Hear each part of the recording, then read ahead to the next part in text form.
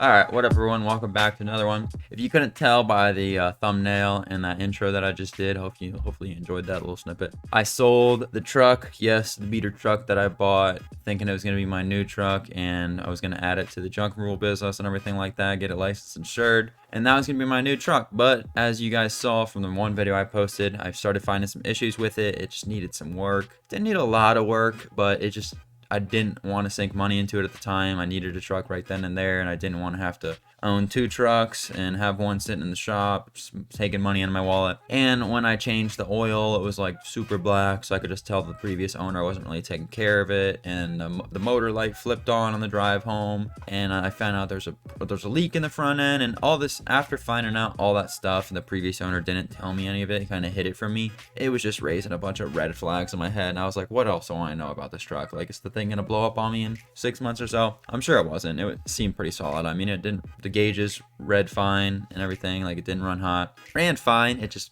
pulled to the left end a lot, and I just didn't like that. So I think it needed tire rods, some ball joints or something like that. And like I said, the front end leak in the left end, I ended up finding out what it was when these people came and looked at it, because they found out what it was. It was the brake solenoid was actually leaking, and not as bad as I thought it was. I thought it was like a motor leak, like an oil leak out of the motor, but it was just a brake solenoid, so that's gonna be like a few $100. And then, oh yeah, the check engine light and a few other little things, but nothing crazy. But anyways, before I let you guys know how much of a fat of an L I took on this truck, I'm gonna talk about how the transaction went, what happened with the people when they showed up, what I told them about the truck, stuff like that. First off, I was honest. Unlike the person that sold it to me, I was honest about the truck. I told them right away that it pulls to the left end. I don't know if it needs an alignment or there's something wrong with the left end. They were like, all right, well, let's look at the left end. And after looking at the left end for a while and pulling it left and right, and after the test drive and everything, they could tell right away that there was something up with the front end. It probably needed a little bit of work. So when they were climbing under the truck and everything, they were looking at the tie rods. They were a little bit shaky, just like I thought it was.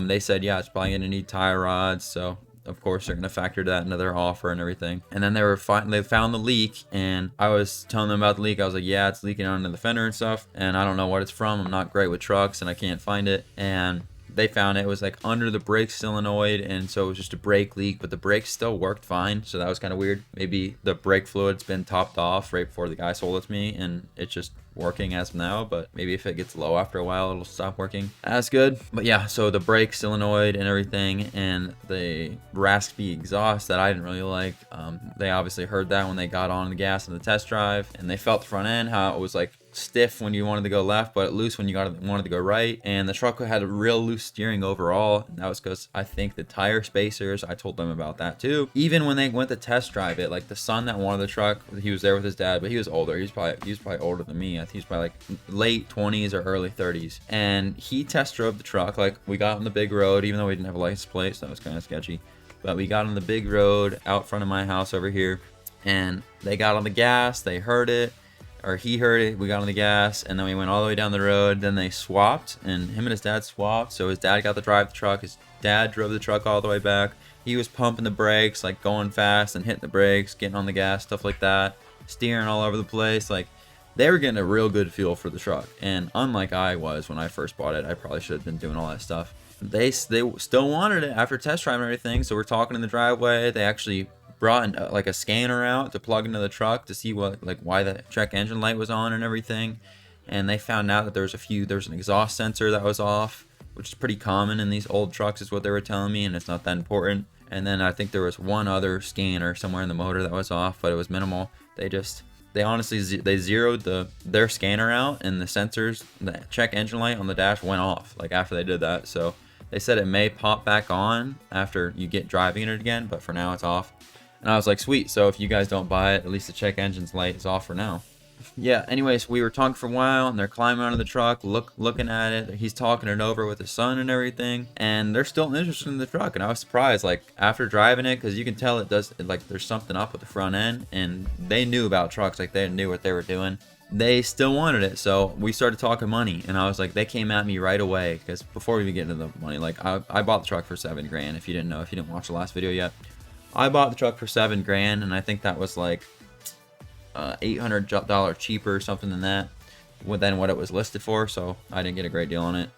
Big Dr. Pepper guy now. Diet.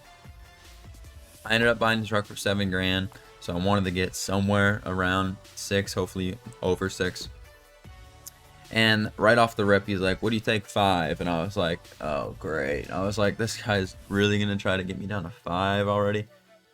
And I was like, this is what I said back to him. I was like, I'm really not trying. I told myself I'm not going below 6. That's what I told him to it. Or that's what I told him. He's like, all right, all right. And he's looking at it for a minute. Like, he looking at the truck, probably thinking about what his next offer is going to be. And he's talking to his son. He's like, what do you think? And stuff like that. Literally like the same thing me and my dad did. But they were way better at buying used cars because they did way more than me and my dad did, obviously.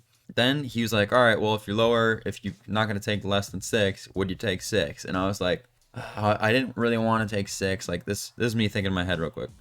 I was thinking in my head, I was like, I don't really want to take 6 because that's like immediate, like $1,000 loss. And I haven't done anything to the truck. I haven't sunk any money into it. It's just $1,000 loss. So I was like, I'm going to try to squeak out a few more $100 out of this guy just to get some of my money back. I was like, I mean, I said this. I was like, I already factored in all the work the truck needs into the price, or I'd have it listed a lot higher because I think 7's pretty fair for what the truck needs. But I guess I'll take 62 if you guys could come up to 62. And he's talking to his son. He's like, what do you think? 62 and all this stuff. And then they're looking at it like a little bit like longer and stuff. And they start pulling on the tie rods and stuff like that. He's like, all right, I guess we could do 62. And so 62 is what it was. We got the paperwork out. I wrote a bill of sale because the title wasn't in my name. It was just the title was an open title with my name signed on the bottom. So I had to write them out a bill of sale and everything and sign it, put the VIN number and everything on it. And he made sure to check over the VIN number and everything. That was probably another thing I should have done, like check the VIN number on the door and the dash. I just checked the dash one. Yeah, so I took an $800 loss in that truck. I mean, it wasn't too bad. Honestly, I thought I was going to take a $1,000 or more loss on the truck. I was just hoping I didn't. I got very lucky. But you guys saw, we got all 6,200 of it. All paid in all hundreds. So thank God he didn't have a bunch of 20s or something. I would have sucked. Yeah, $800 loss. Not too bad. And I don't feel like I ripped the guy off like I felt like I did when I bought the truck. Because I literally told him everything that I didn't like about the truck and why I was selling it. And all the jazz. So I didn't feel like I was ripping someone off. I felt like I was being pretty honest about it. And they found out all the issues that I didn't like about it. The reason why I didn't just keep it is because, like I said, I already felt like I paid too much. If I was already in it for $7 grand, and then if I put another $7 grand into it, I was in it for $8 grand, and then I would have $8 grand into a truck that I don't even know if it's going to be super reliable or not. And with the previous owner that sold it to me not telling me everything that was wrong with it already, I just don't know what else could have went wrong with it. So I just didn't want to take the risk, and I needed a truck right away that worked. Like, that truck definitely needed to go into the shop. Well, I could have ran it the way it was, but I would have been all over the road because it was pulling to the left a little bit. It would have been uncomfortable, and I didn't want to do that. The truck would have had to go into the shop. Then I would have just been owning 2 trucks for longer than I wanted to. I already did own 2 trucks longer than I wanted to, but once I got it in my head, like, I wanted the truck. I wanted to just get out front of the truck. I wanted to get out from under it. And I honestly would have felt bad if I sold it to that kid, or not kid, he's probably older than me, but I would have felt bad if I sold it to them for the price that I got it, because I felt like I got ripped off. But I feel like $6,200 is not a bad deal for that truck. I mean, it's a GMC 1500 HD. Those are rare around here, especially for $6,200. And oh yeah, and I already put the starter in it, so that saved them probably a few $100. I got a real cheap starter though. It was only like $60. And so the starter was already replaced. That was another thing that when the guy sold me the truck, he didn't tell me the starter was out. And I found out when I got home real quick that every time I had to go to start the truck, I had to turn the key back and try to kick it over again, because the first time the starter would never catch. But yeah, I don't feel like I ripped those people off. I feel like they got a pretty decent deal on that truck. And he's got $800 cash now of play room from the price that I had it listed at to sink into it. And that's probably enough to get the brakes fixed and the tie rods fixed, at least if they do it themselves. I don't know how much it would be if they bring it to like a mechanic shop. But yeah, that's really all I got for this video. I hope you guys enjoyed, and if you could drop some truck suggestions in the comments, because I know a lot of you guys that watch my videos own junk removal businesses or hauling businesses, or just have good trucks. I'm looking for something under 140,000 miles and less than $7,000. $7,000 is, well, 7,500 is like the peak price that trucks I'll look at, and then obviously I'll offer them like $7,000 or $6,500. The max dollar I want to spend is $7,000 because I feel like that could get me a decent truck, because I think truck prices are going down a little bit, maybe, I don't know.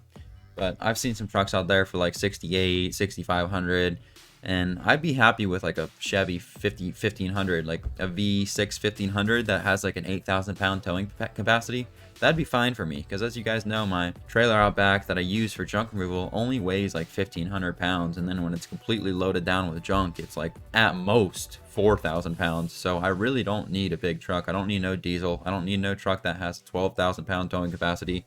I just need a truck that has a little bit better than the one I have now, because my Ram 1500 towing capacity is less than 4,000 pounds. Even a Chevy 1500H, or just a regular Chevy 1500, or a GMC 1500, or even like a Toyota SR5, anything like that would be a huge upgrade from the truck I have now, because it's like a 1500 4.2 or 3.6, like some tiny motor that's just awful for towing, and the gearing's messed up. It winds out when I get over 60 miles per hour. I just need to get rid of that thing ASAP.